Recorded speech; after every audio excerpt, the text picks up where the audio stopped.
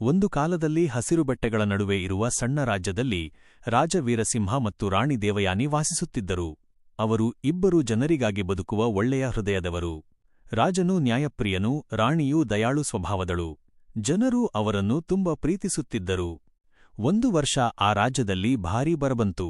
ನದಿಗಳು ಒಣಗಿದವು, ಬೆಳೆಗಳು ಒಣಗಿದವು. ಜನರು ತೊಂದರೆಯಲ್ಲಿ ಸಿಲುಕಿದರು. ಈ ಪರಿಸ್ಥಿತಿ ನೋಡಿ ರಾಜನು ಚಿಂತೆಯಲ್ಲಿ ಮುಳುಗಿದನು. ಆದರೆ ರಾಣಿ ದೇವಯಾನಿ ಧೈರ್ಯ ಕಳೆದುಕೊಳ್ಳಲಿಲ್ಲ. ನಮ್ಮ ಜನರನ್ನು ನಾವು ಉಳಿಸಬೇಕು ಎಂದು ರಾಜನಿಗೆ ಹೇಳಿದಳು.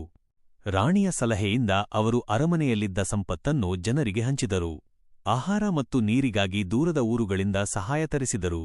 ರಾಜನು ತನ್ನ ಸೈನ್ಯವನ್ನು ಕಳುಹಿಸಿ ಕೆರೆಗಳನ್ನು ತೋಡಿಸಿ ನೀರಿನ ವ್ಯವಸ್ಥೆ ಮಾಡಿಸಿದರು. ರಾಣಿ ಜನರ ನಡುವೆ ಹೋಗಿ ಅವರಿಗೆ ಧೈರ್ಯ ನೀಡುತ್ತಿದ್ದಳು. ಕೆಲವು ದಿನಗಳ ನಂತರ ಮಳೆ ಸುರಿಯಲು ಪ್ರಾರಂಭವಾಯಿತು. ರಾಜ್ಯ ಮತ್ತೆ ಹಸಿರಿನಿಂದ ತುಂಬಿತು. ಜನರು ಸಂತೋಷದಿಂದ ರಾಜ ಮತ್ತು ರಾಣಿಯನ್ನು ಕೊಂಡಾಡಿದರು.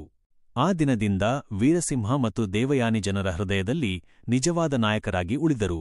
ಅವರು ತಿಳಿದದ್ದು ಏನೆಂದರೆ, ನಿಜವಾದ ಶಕ್ತಿ ಸಿಂಹಾಸನದಲ್ಲಿಲ್ಲ, ಜನರ ಪ್ರೀತಿಯಲ್ಲಿ ಇದೆ.